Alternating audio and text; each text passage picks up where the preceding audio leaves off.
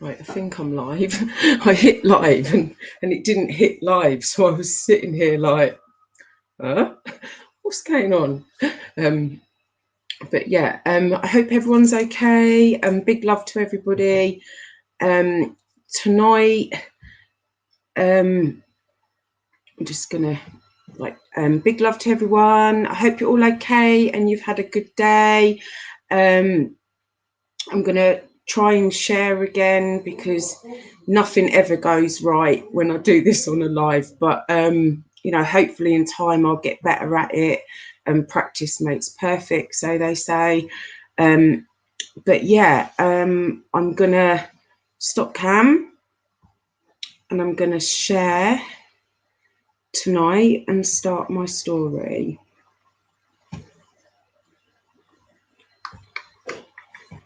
Let's start.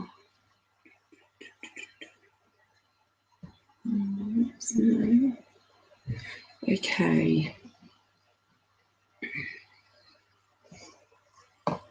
So, I don't like it when it does it like this, but it's the only way I can do it at the moment. Let me put you on full screen.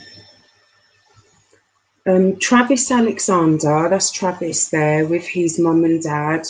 He was born on the 29th of July in 1977. He was a brother to 7 other siblings, and he was the son to David and Pamela Alexander. Growing up, Travis had it hard.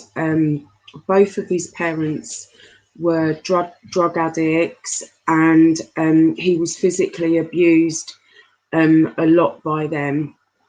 They sort of like lived in like filth, squalor. He had to defend for himself as well as his brothers and sisters from like such a young age.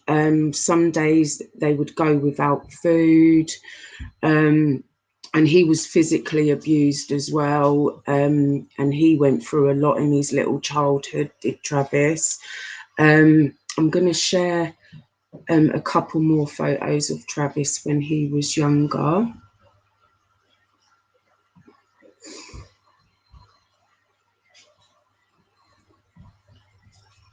That's Travis with his brothers and sisters. I guess who two's in here? Shouldn't be in here. That's Travis with his brothers and sisters. I'm going to share some more photos as well. Sorry, I'm a bit thrown off.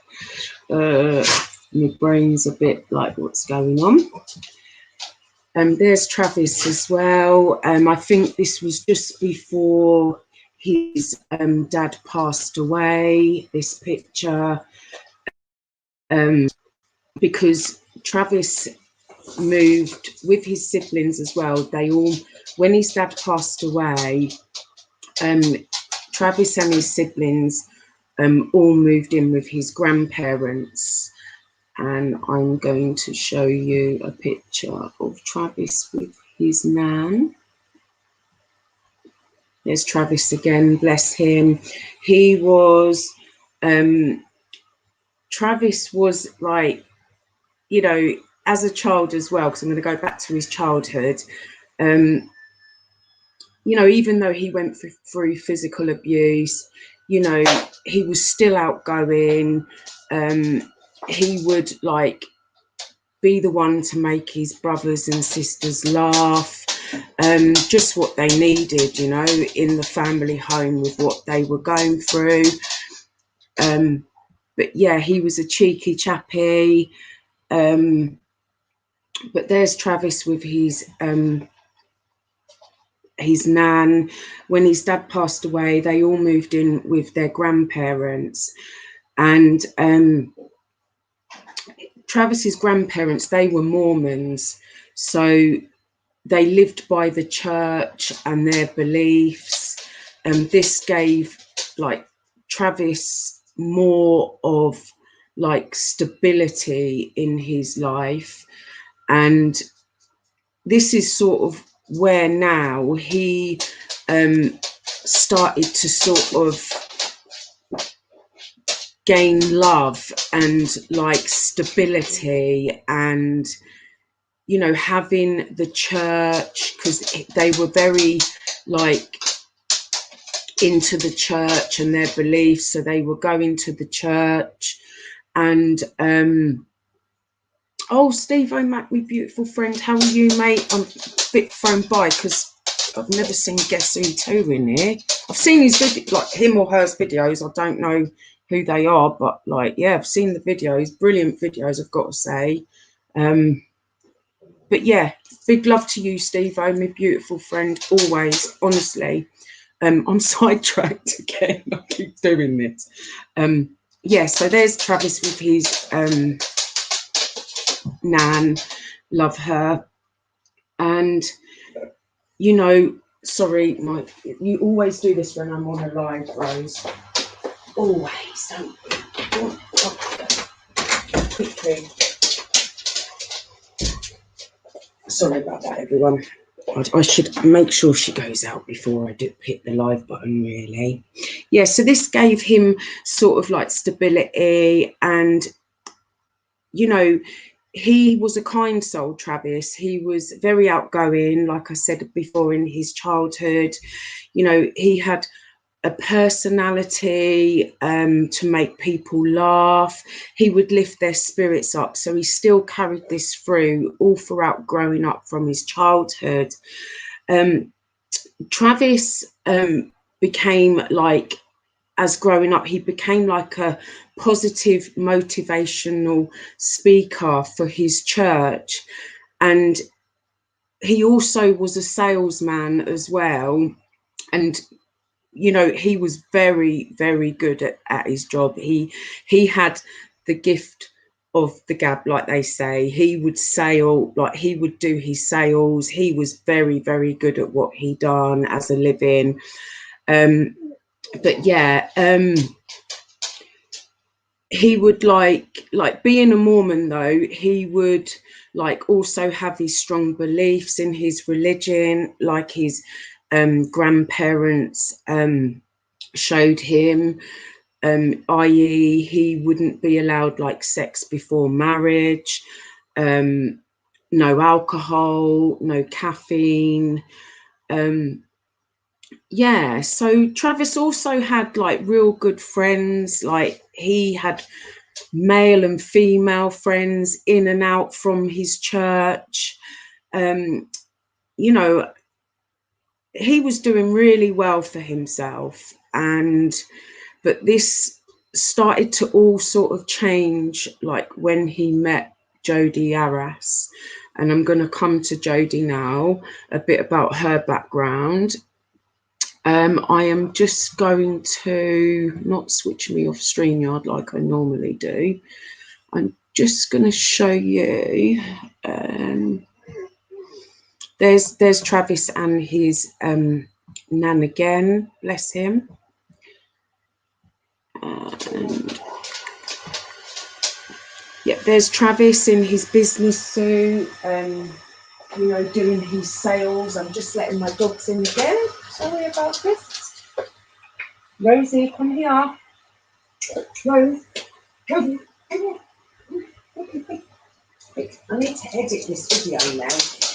It wouldn't be alive if this didn't happen though. This is why I like doing them live, because it's just real, isn't it? It's happening at the time, really. But yeah, I'm going to come on to Jodi now, Jodi Arras.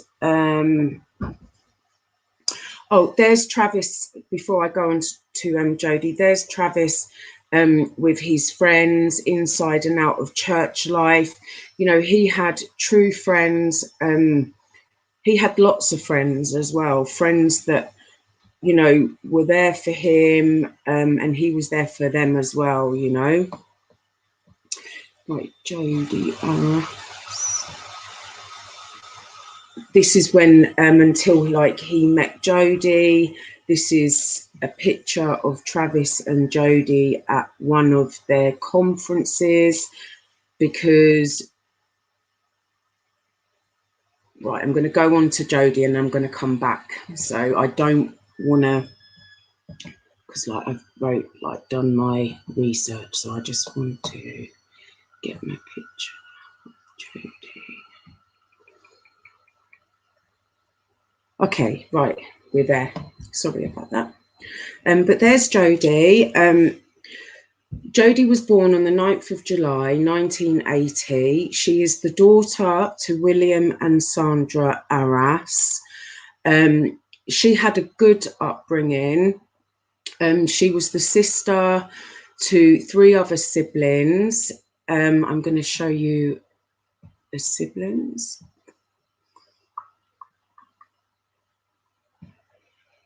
There's Jodi and her family. I know it's only a small photo, but yeah, you can get the gist, sort of thing. Yeah, she had a good upbringing. She enjoyed playing the flute as a child. She was doing really well, her family said, up until probably the 8th grade. Where she was caught growing marijuana in her parents' home. And her own parents actually rang the police and sort of like to try and like teach her a lesson from this, but it sort of backfired a little bit because the police actually done the parents for it because it was actually in their home. So this is where her like lifestyle from home started to change. Her parents would like become more stricter on her. They would like basically want to know where she was going, keep tabs on her really. Her life became more strict. Growing up, Jodi in her late teens, she would have boyfriends, but if she sort of broke up with them, she like wouldn't have no heal time. She would sort of like rush into like another relationship with somebody. She just like she had to be, I think, with someone all the time, and I think that was just the way that she was. She also enjoyed photography from the age of 10, and I'll get to that bit with the photographs in a little while. But she would take photos in her relationships. It was something that she liked to do between, like take photos of them, take photos of them both. Yeah, she just loved the photography, and she was hoping to get a career out of that one day. But yeah, so growing up, she got a career. She was actually in her late teens, early 20s. She started working as a waitress. I'm going to go to another photo. I know I'm waffling a little bit. I'm so sorry. There's another picture of Jodi growing up. I think she was in her later teens there.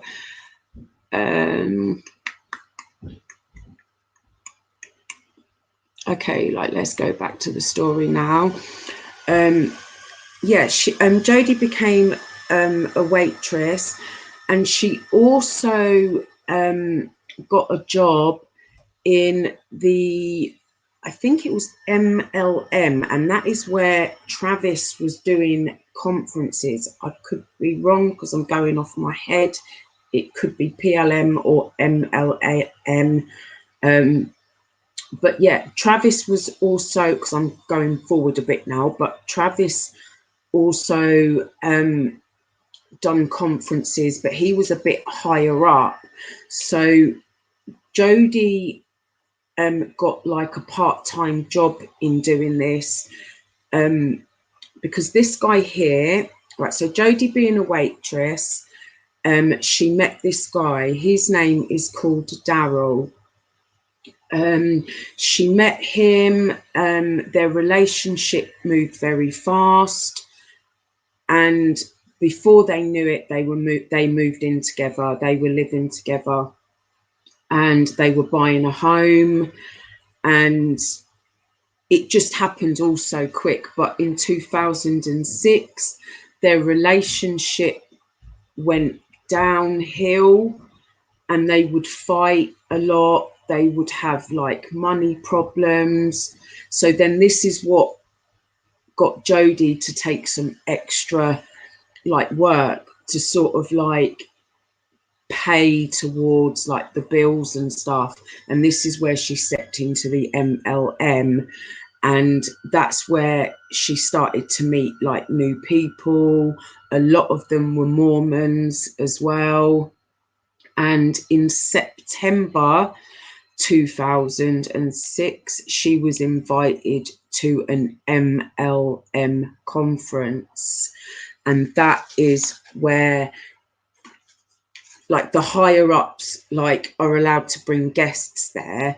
And she was actually a guest of Travis's because they were now working together. They sort of knew one another a little bit, and she was a guest of Travis's, and that's how her and Travis sort of it just came from there. I'm going to put another photo on, right? So I'm going to get to my. Honestly, I've been researching this all week, and right, no, sorry, I do this all the time. Okay, yeah, right, to this one, right. So from this conference evening, Travis and Jodi's relationship from friendship moved very fast into a more sexual relationship. They were just attracted. That was it. It was like the sexual attraction. It was just there. They could not keep their hands together off each other, even though Travis was a Mormon. He wasn't sticking to his like beliefs at that time when he met Jodi. Yeah, so they were like spending a lot of time together. They would secretly, I've put it in the description below, it's called My Dirty Secret. It's a film of them both. But yeah, they were keeping it all a secret at the time.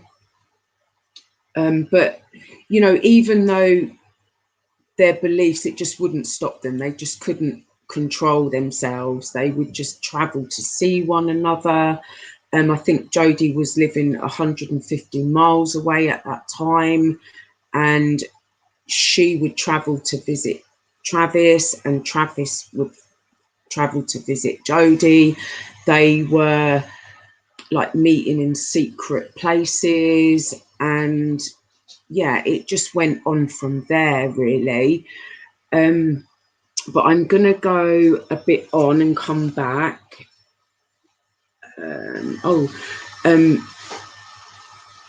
Yes, because Jodi lived in California and Travis was living in Arizona, so there was quite like a lot of big distance between them. But they actually like said that is what kept them like the attraction more, because of the distance. It was keeping them like going in the relationship at that time.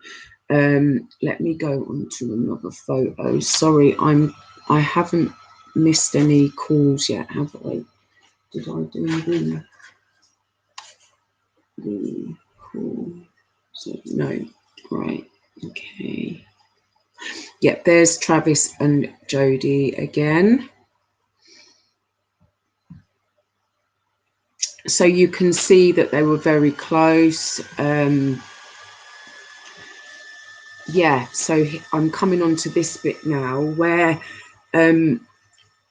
Jodi was more, how can I say, she was more like wanting the relationship to progress more with Travis than what Travis really was with Jodi. I think Travis was more like, he was more physically attracted to her, where Jodi wanted like more from Travis. She wanted a family, she wanted to settle down, she just wanted to be with him all the time. And you know, it got to the point, as I go on a little bit, where she was stalking him, and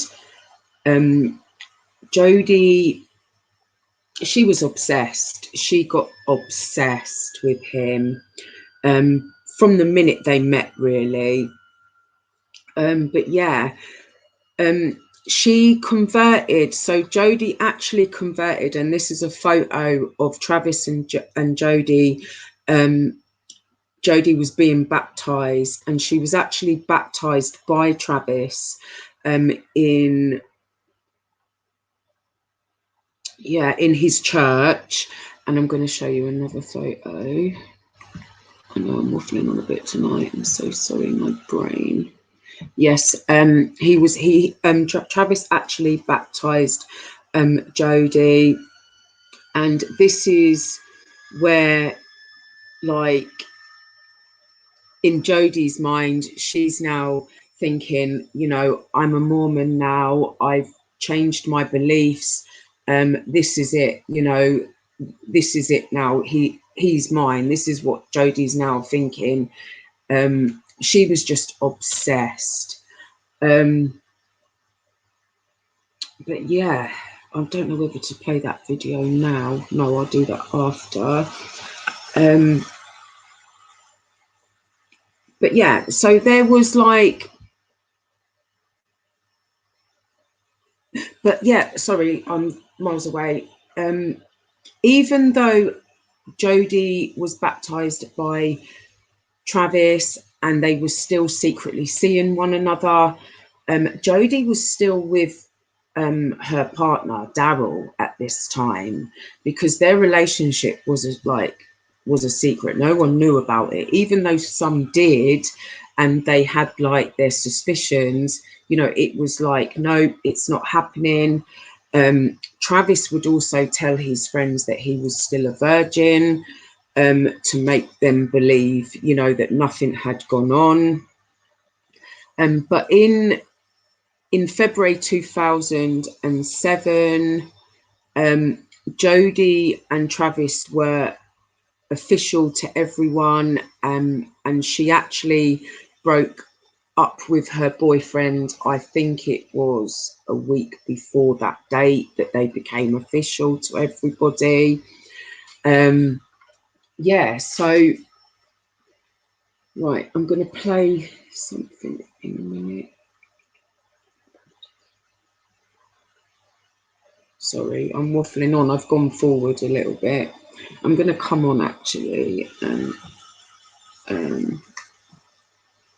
just say hi to everyone. Sorry, I've been waffling a little bit tonight. My brain's not there. It's a bit like, but yeah. So just so far, you know, am I making sense? Is the story like making sense? Hi, Donna Beautiful. How are you? Was she taking on their religion? Yeah, she actually converted like to a Mormon, and that was like the picture that I showed before. She converted into a Mormon, basically just to, I think she thought that her and Travis were going to be married, and just be with each other for like the rest of their lives. When she converted, she was obsessed. Oh, bless you, Donna. Thank you for being kind, beautiful. And thank you, Steve-O, my beautiful friend, for coming in. Bless him. Big love to Steve-O, honestly. And Donna. Big love to you. Right, I'm gonna get back some sidetracked again. Right, here we go. Right, yeah. So we were there. I'm gonna play some videos in a minute of her, because you know what she's done and said is just, honestly, it's unbelievable. So in the relationship, traveling, Jodi was living 150 miles away. Sorry, I turned that off. Yeah, she was living 150 miles away. So what Jodi done to be closer to Travis, she actually moved closer to be with her grandparents. And this is where, like, she wanted more from Travis. She wanted to see him more. She got to the point where, hello, CR beautiful, how are you? Big love to you and family. Right, it doesn't matter if I cut the bits off, does it? I can speak. I'd like to speak to you all. It makes it, it's alive, isn't it? So it makes it like happening, sort of thing. But yeah, so as she like was like seeing Travis more,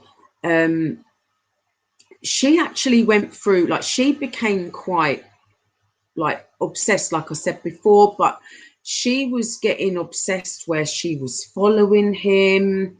If he'd speak to any women, she would like send them emails, she'd threaten them, she would be like going through his phone.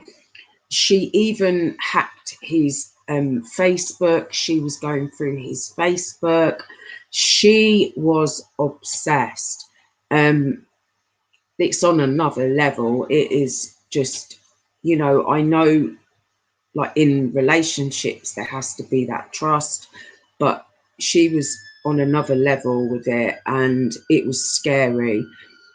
But yeah, she went through Travis's phone, and she actually came across some messages from some girls, and I think Travis was actually seeing one of the women as well.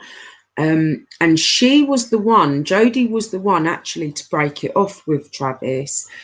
And I think the reason why she done it, I think she thought in her mind, like what I've researched and learned, I think she thought that because, like, of the sexual attraction and, you know, her being baptized, that he would want her back and he would fight for her back, but he didn't.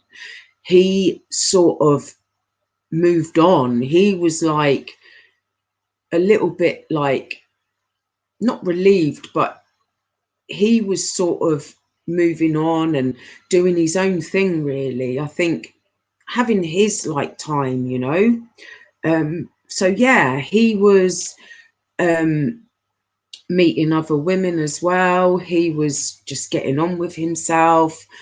And Jodi would actually get to the point where she was following him again. She would slash his tires. They said, and what I've researched, I don't know if Donna, CR, if you've researched it as well, but Travis actually had an apartment which he shared, and he had a dog flap in his door, and she would actually crawl. She would actually, I'm gonna like, so she would actually crawl through the dog flap on the door and go in to his apartment while he was asleep.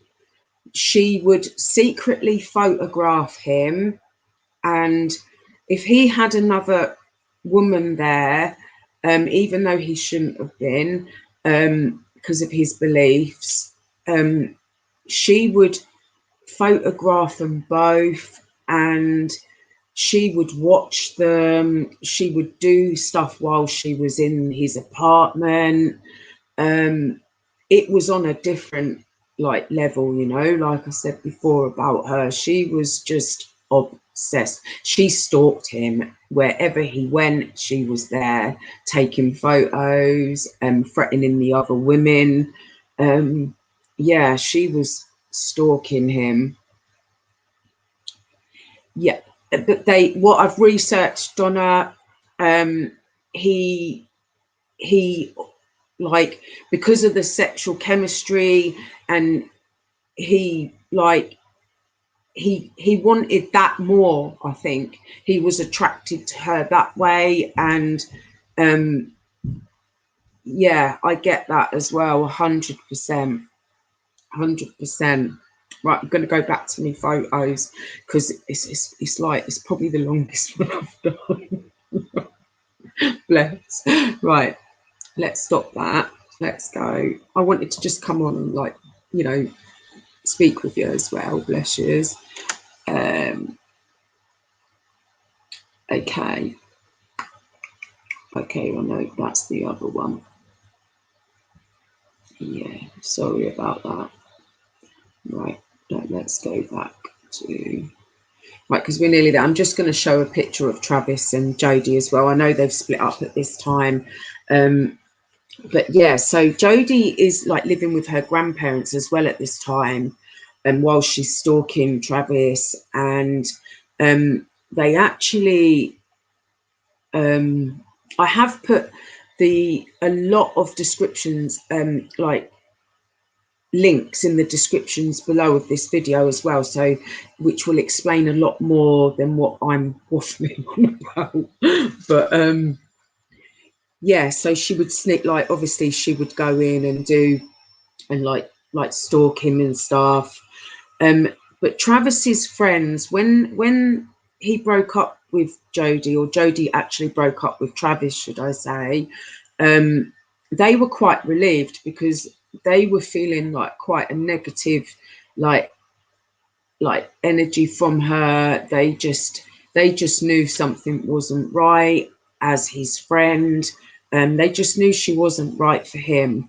And he would just say to them, you know, when they would say to him, go to the police, you know, what she's doing is wrong, like slashing your tires, coming into your home while you're asleep, leaving stuff and doing stuff, you know. But Travis would be like, oh, she just needs time to cool off, you know, she's just venting. He didn't like look at it then as like the red flag, so they say. And bless, like, you know, bless him. But I'm just going to go as well. While Jodi was living at her grandparents as well, this was in May the 28th of 2008, Jodi's grandparents reported a break-in in their home, and a .25 caliber gun was actually stolen from Jodi's grandparents' home, and it was never recovered until I go forward in a minute with the shell casing that was found near Travis. But yeah, so I'm going to go forward now. I'm going to go forward a bit. So that was in May the 28th. Jodi grandparents had a break-in, a caliber gun was stolen. But on June the 2nd, 2008, between 1 a.m. and 3 a.m, Jodi rang Travis's phone 4 times, but he didn't answer. And after 3 a.m. in that morning, Travis called Jodi twice. The first time was for 18 minutes, and the second time was for 41 minutes.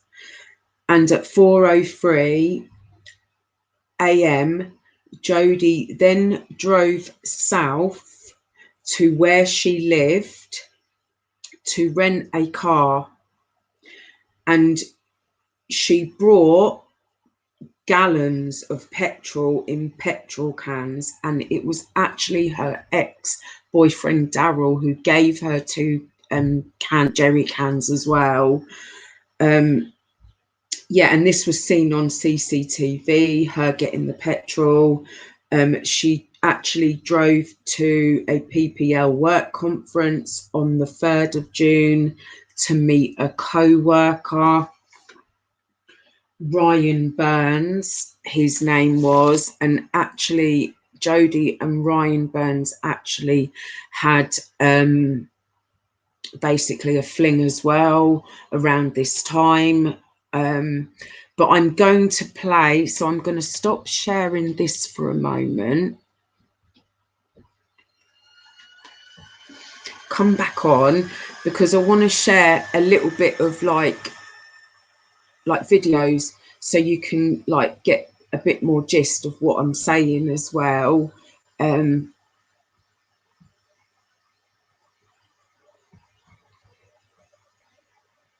Right, let me just see which one it is.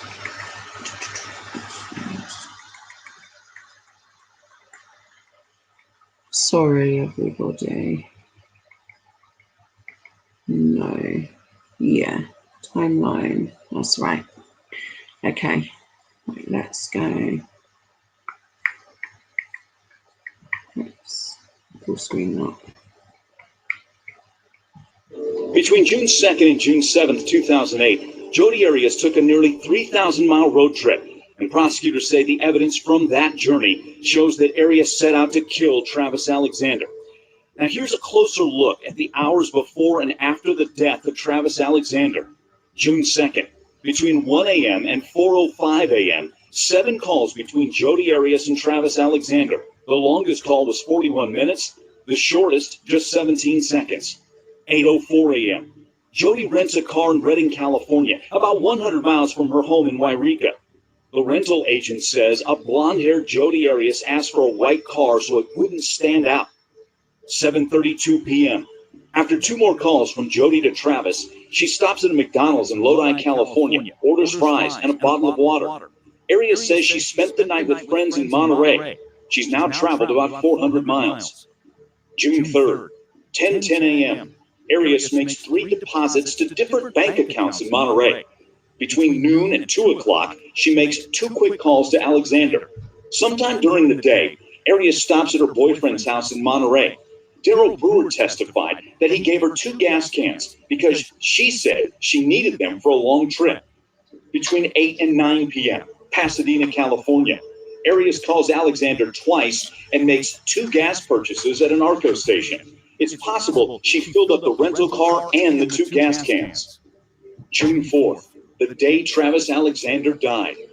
Jodi Arias arrives in Mesa, Arizona after traveling 1,000 miles. Arias gets to Alexander's house at 4 a.m. and they go to bed. Alexander now has less than 14 hours to live. At 1 p.m., Arias says they woke up, had sex, and took nude photos of each other. 5:22 p.m., Arias begins taking a series of 19 pictures of Alexander in the shower. 5:30 p.m., Arias's camera captures the last picture of Travis Alexander alive. At 5:32 p.m., there's a picture of Alexander bleeding and on the ground. It's possible to see what looks like Arias's leg and foot. 11 p.m., Arias makes 3 brief calls to Travis Alexander's phone. She leaves a voicemail. June 5th, West Jordan, Utah. Arias arrives at former boyfriend Ryan Burns' home around 10 a.m. Her hair is dark brown, and there are cuts and bandages on her fingers. On the way to a business meeting with Burns, police stop Arias's rental car because her license plate is upside down. Police give her a warning. After the meeting, Arias and Burns return to his home where they, quote-unquote, make out. Arias leaves Burns' home after midnight. June 6th. Arias travels through Salt Lake City and into Nevada, making more gas and food purchases. June 7th. Redding, California. She returns her rental car at 1:08 p.m. The rental car agent testified the car appeared to have Kool-Aid stains on the passenger seat and the floor mats were gone. In all, she traveled more than 2,800 miles. A month later, Jodi Arias is arrested on July 15, 2008. I just wanted to share that because, like, that's really, like, stopped me from saying a lot as well, because it really like shows the time scale of like where she was and everything. And like I'm going to go on a bit as well in a minute with I'm going to show you some photos of I'm going to do the 911 call, and I'm going to show you some photos of the scene when Travis's friends got there. I won't show Travis. They are graphic, and there is a description below if you choose to go and have a look. But yeah, that was a bit of her like time scale with the petrol cans, and even with the guy Ryan that she had an encounter with. She changed her hair from blonde to brown. He noticed that she had cuts on her hands. But what Travis went through, you know, I just, it's horrible, evil. But right, I'm going to go back to. Oh, bless you, Donna. Thank you, both of you. Bless you. Right, let's share. Right, yeah, okay. So I'm gonna keep on here, because I'm gonna do the 911 call in a minute. So I'm not going to explain, like I've wrote it down. I'm not going to explain, obviously, because we see that on there. But on the 9th of June, 5 days after Travis not attending his work conference, he was meant to have a work conference call, but he didn't answer it. And that was really unlike Travis. He was into his work. He would be there at conferences. He would answer the phone.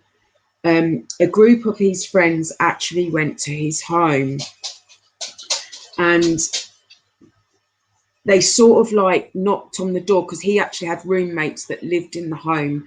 But I'm going to try and explain it. Like, it was like an ensuite room that I think Travis had upstairs, which had a key. So you'd have to open the door to go in.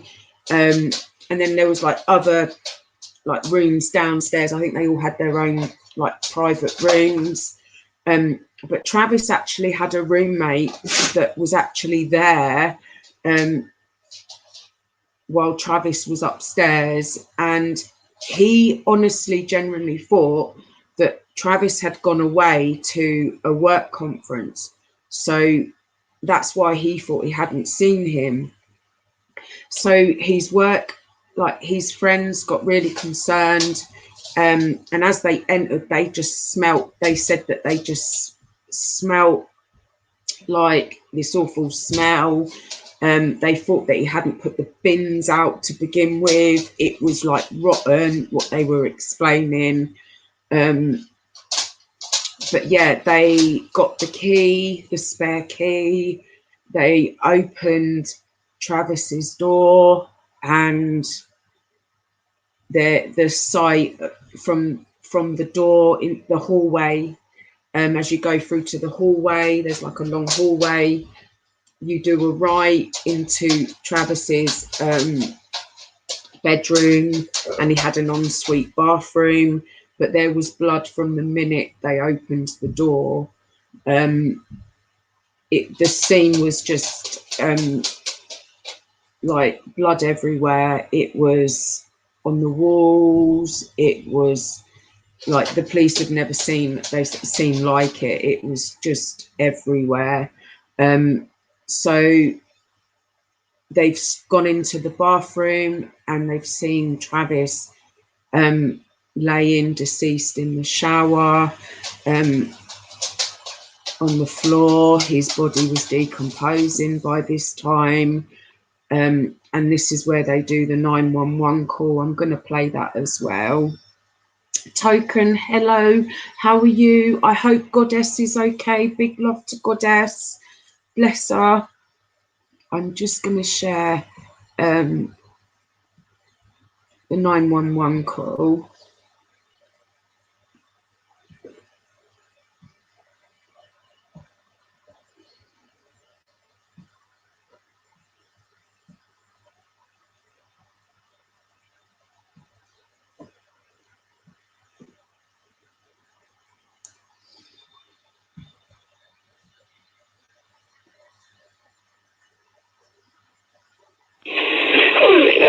Emergency. Hi, this is AJ with the transfer. She's calling from 11428 East Queensboro. Ma'am, yes. Correct? Yes. Uh-huh. Okay, that's 11428 East Queensboro Avenue in Mesa? Sorry. Yes. Okay, what's going on? What? What's going on? A friend of ours is dead in his bedroom. We hadn't heard from him for a while. We think he's dead. His roommate just went in there and said there's lots of blood. I didn't go in, but I can give you the phone to someone who went in there. Yes, please, can you? Hello. Hi, so what's going on? He's dead. He's in his bedroom. Okay. In the shower. Okay. How did this happen? Do you have any idea? No, we have no idea. Everyone's been wondering about him for a few days. She said there's blood. So is it coming from his head? Did he cut No, it's all over the place. Hold on just a moment. Okay. You're a good friend of Travis's, correct? Yes, I am. Okay. Yeah. Has he been depressed at all? Thinking about committing suicide, anything like that? I don't think he's been thinking committed suicide. He's been really depressed because he broke up with this girl, and he was all upset about that. But I don't think he would actually kill himself over that. Has he been threatened by anyone recently? Yes, he has. Okay. He has an ex-girlfriend that's been bothering him and following him and slashing tires and things like that. And do you know the ex-girlfriend's name? You know that? What's the ex-girlfriend's name? I'm serious. And do you know if he's ever reported it to the police? Her name is Jodi. I don't know if he's ever reported. Hold on. Yeah. Ask her if he's ever reported Jodi to the police. Yes, this is Travis.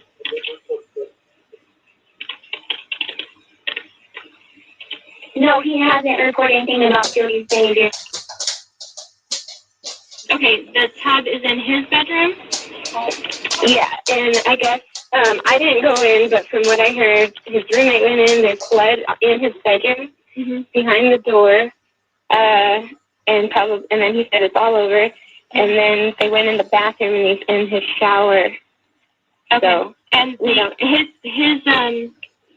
his bedroom is where in the house?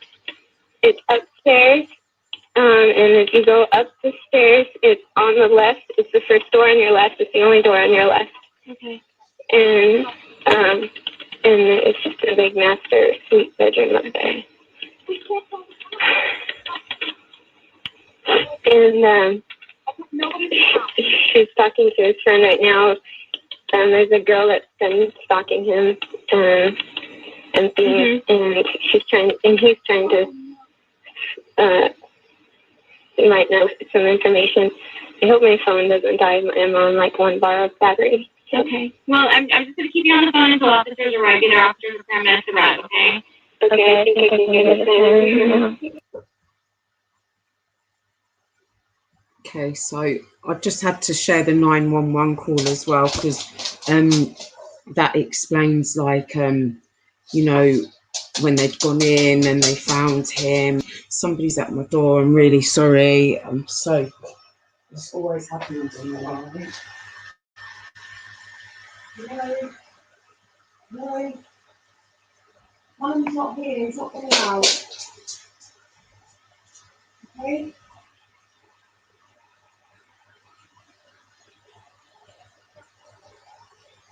Sorry about that, everyone. It always happens. It wouldn't make it live if it didn't happen. Door knocks, phone rings. That's just when I'm eating my dinner. Bless you. Right. So now I'm going to share some photos of the scene when they went in and when they found a camera.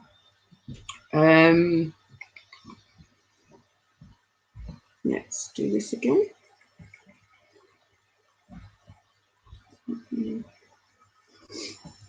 Okay, right. So that's like the hallway leading up to going into Travis's bedroom. It's 21, 22.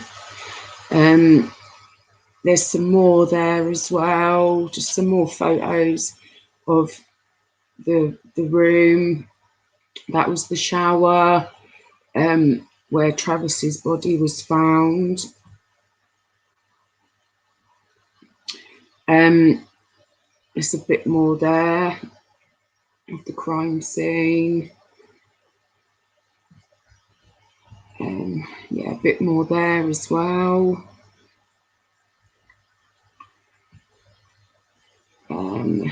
This is where I think this is where Jodi tried to clean herself. Like they said that, you know, she'd obviously tried to clean herself and everything before she left. There was actually palm prints on the wall. There was a camera. I'm going to show you the picture of the camera in the washing machine.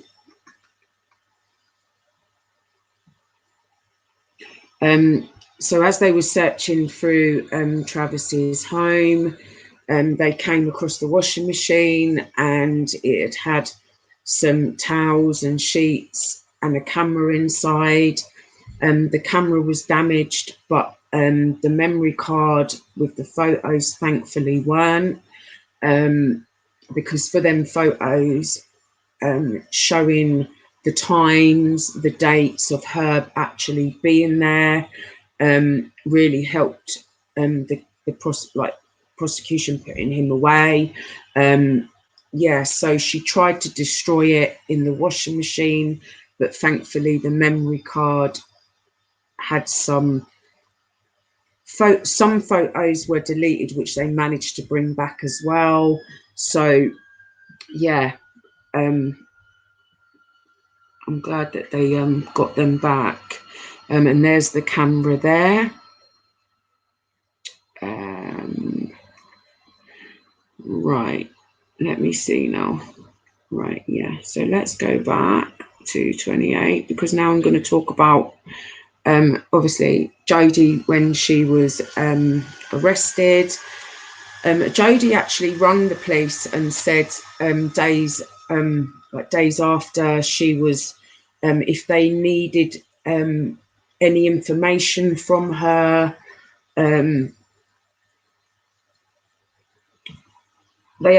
she actually said to him, if they need any information from her, you can call me. I'm glad to help.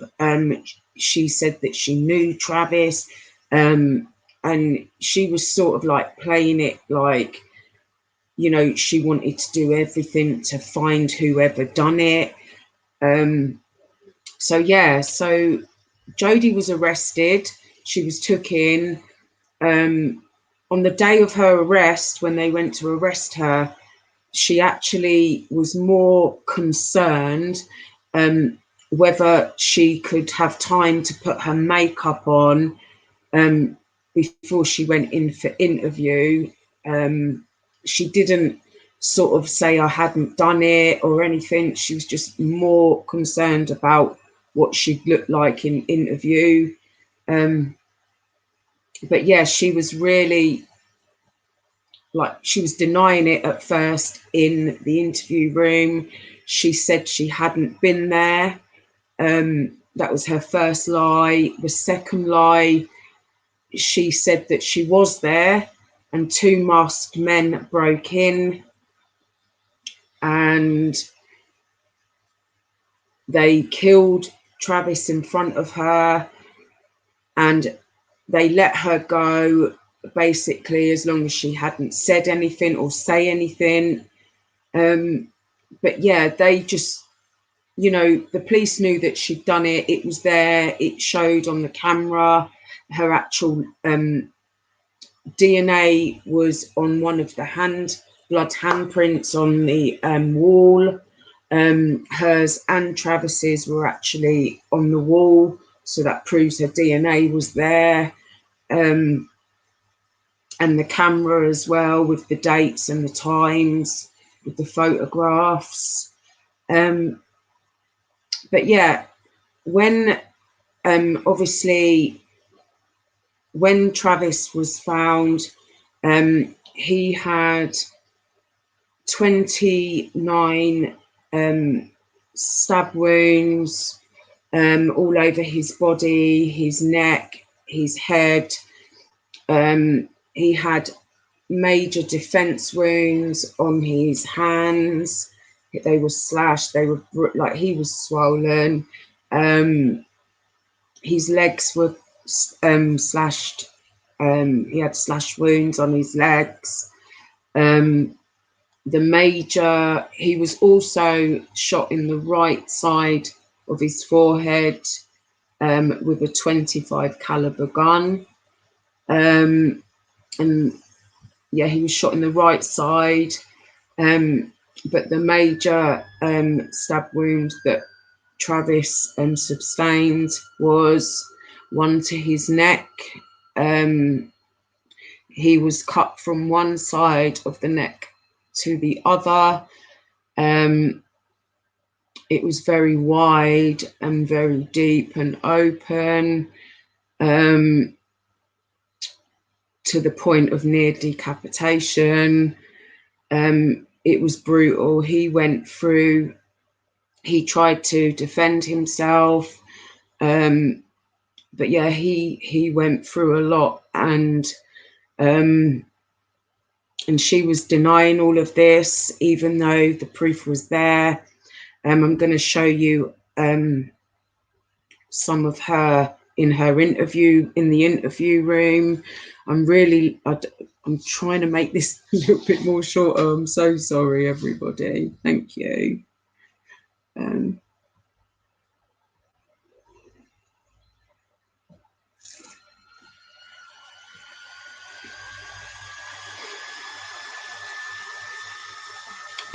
Yeah, she actually stands. Oh, this is let's do this one. I've brought it to the bits where we don't have to watch it all. So yeah. Comes next is the most bizarre behavior yet. From the woman who now says she shot Alexandra in the head, stabbed him 27 times, and slit his throat ear to ear in self-defense. A glimpse into the mind of Jodi Arias, who is now dead serious when she says a jury should believe her story and spare her life. And some of that activity you're seeing there is shown up on the stand. Of course, not as bizarre as doing a handstand, but there's been some questions from the jurors. And Bill, as we watch that trial, of course, there is shown up on the stand. Of course, not as bizarre as doing a handstand, but there's been... Makes it live, doesn't it, when you mess up? It's all live. You can't edit and stuff. So, you know, it's just live. Don't matter. But yeah, I'm just going to check the other one. Okay, yeah, let's do this one. This is another one from her interview, just so you can get the gist of a bit of how Jodi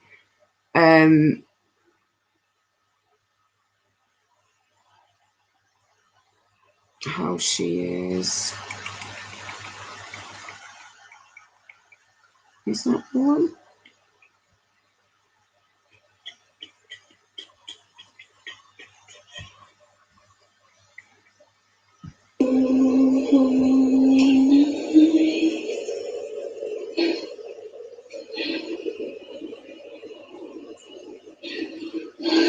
The stars are brightly shining. This is the day of our dear Savior's return.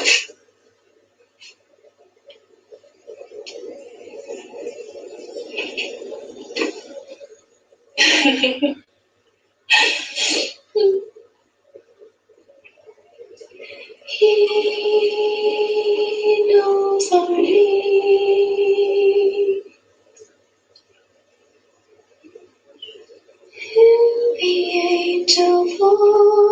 voices.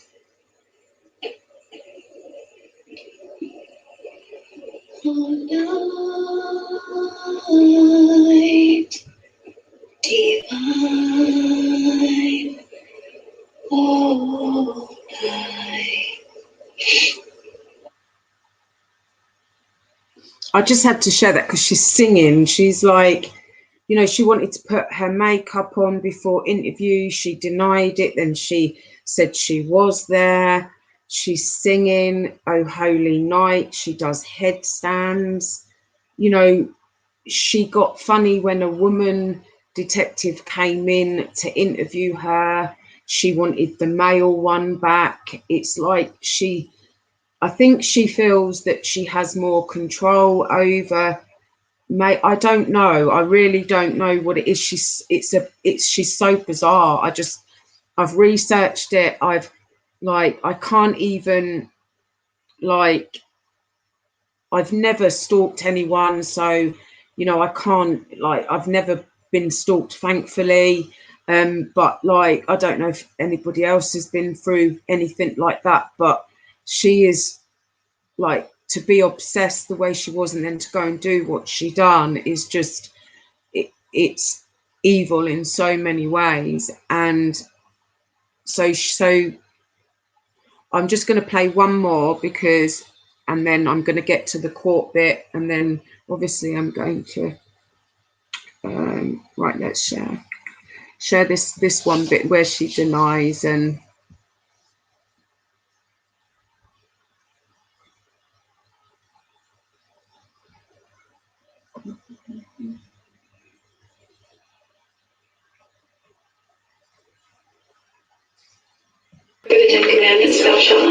It's true, since her arrest in 2008, I've never hurt Travis. she has had a series of changing stories. In these interrogation tapes, she first swears she didn't hurt Alexander. Travis were here today, he would tell you that if it wasn't me. Lying to the lead detective. If I was going to ever try to kill somebody, I would use gloves. I have plenty of them. Over and over again. I don't think I could stab him. I think I would have to shoot him continuously until he was... Even denying being at Alexander's house that day, despite an overwhelming amount of physical evidence, including a picture of her on his bed and her bloody palm print in his bathroom. How can I be my palm print? There's even a photo of her moving his bloody body. That is not my foot. Those pictures, including some of Alexander in the shower seconds before his death, were recovered from this camera found in his washing machine. The jury has heard and seen all of that evidence, plus this interview she gave to show Inside Edition right after her arrest. No jury is going to convict me. Why not? Because I'm innocent, and you can mark my word. sorry, I had to stop that then. But like obviously from what I've spoke about, that just sort of like explains her in like the interview room, how she denied it. I'm nearly to the end now. I'm going to share some more photos of her in court and her sentencing, what she got. So yeah, so nearly there. It's been a long one, but it is a long one tonight because it is a sensitive one.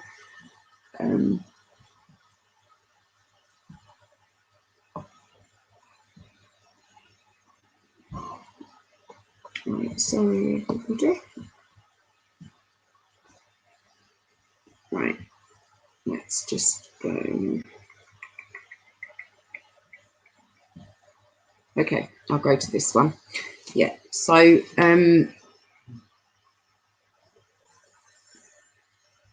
sorry, my son's just asking me something.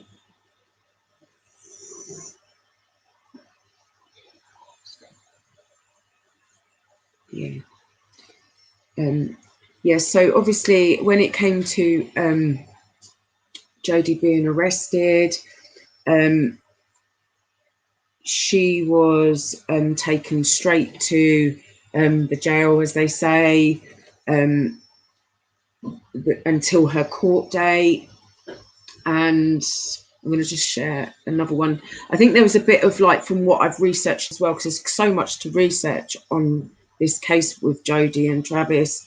I think Jodi was sort of messing around with her defense team, and I think she tried to defend herself at one point, and obviously I think she tried to sort of get round the jurors that way, you know, what she knew best how to do. I think, I don't know. What do you lot reckon? Do you think, you know, was she trying to like get round them that way, trying to defend herself? You know, she's lucky that she got a defense team to defend her. You know, I know it's their job, but yeah, I'm going to just show some more photos of her in court. That's her when she was defending herself. Nearly done. This actually got me my blood boiling. Where, sorry.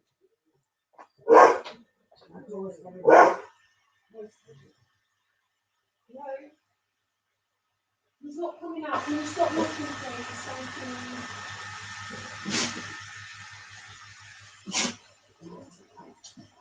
Sorry about that, everyone. My door's knocking again. It's just typical. It's like, oh, Shelley's doing a live Saturday. Go round and give her a knock. Just go knock a door. It's like, the door's not knocked all day. It's like, oh God, it doesn't make it alive though, does it? But yeah, this riled me as well, because in court, in her, like, in what she was trying to say, defending herself, she was a survivor. She actually took a t-shirt up and showed the jury she was a survivor, that Travis was abusing her, you know, after everything she'd done to him.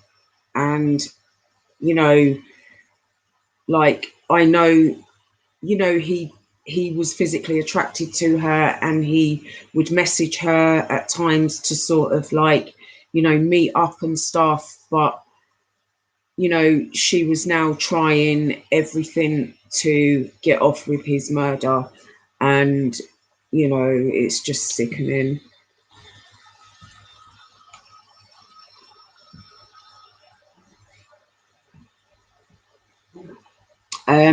This is right, so I'm going to go back now. Yeah, so on the 8th of May 2013, Jodi Arras was convicted, and she was found guilty on one account of first-degree murder, premeditated murder as well. The jury found the murder was cruel, making Jodi eligible for the death penalty. But the same jury, they just couldn't reach they just couldn't make a decision on whether she should live or die. And in October 2014, a new jury was panelled, but they couldn't reach a decision neither. So in 2016, in April, because the second jury was deadlocked as well, the death penalty was taken off the table, and the judge sentenced Jodi Arras to life in prison without the possibility of parole. So she will never ever be released. And it was only like what I've researched, if any of you are interested and you see like her sentencing, her trials, it was only like she would put like poor Travis's, I'm just going to put, this is the final human touch she will ever get is from her defense team, this woman here. That is the last human touch she will ever have. You know, while she's inside, she will speak through glass. Yeah, so I'm just going to you know, share one more photo and leave it on this photo as well. Before I'm just going to start, come on my camera. Yeah, so like obviously when Jodi was in the court, you know, poor Travis's family had to hear all the graphic details. They had to see all the graphic photos of Travis, you know, and that's upsetting, you know, upsetting for them enough. And you know, when she got given her verdict, you know, it was justice. Even though it doesn't bring him back, it's justice. And yeah, she'd done a few like smiles in the court. Yeah, so that's the final like touch she'll ever have, you know, was from her defendant team. I'm just gonna see if I've missed anything. Yeah, that's what I was going to say. Before her sentencing, if you enjoy stuff like this, like crimes and real life, if you watch her sentencing, that was the only time before her sentencing that she basically got up and showed remorse all throughout the trial. It was all about her, really. She sort of showed remorse towards Travis and his family. I think that was just so she could probably get parole. You know, that's my opinion. But yeah, what do you think? Do you think, you know, what do you guys think to the story? You know, I'd love to see your comments below. Sorry, I've waffled on a bit. I am going to leave it with a photo in remembrance of Travis, Alexandra. Yeah, rest in peace, you know. But yeah, big love to everybody, and thank you for popping in. Sorry, I've waffled on again. You know what I'm like. Oh, bless everybody. Oh, I'm gonna big love, Batman, Donna, MZ Pokerface.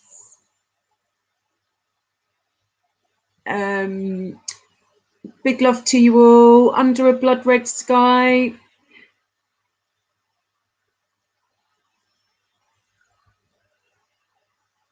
Big love, respect.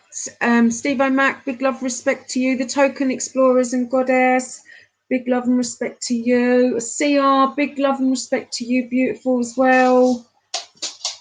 Yeah, big love to you all, honestly. Thank you for all popping in, and I'm going to cut it now. It's been a long one this evening. Oh no, I don't want to do it that way. How do I do it so it's...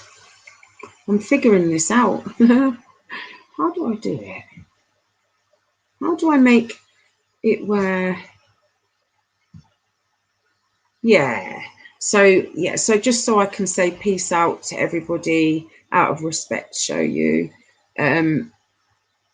But yeah, thank you for popping in. Peace out. Big love. Keep safe.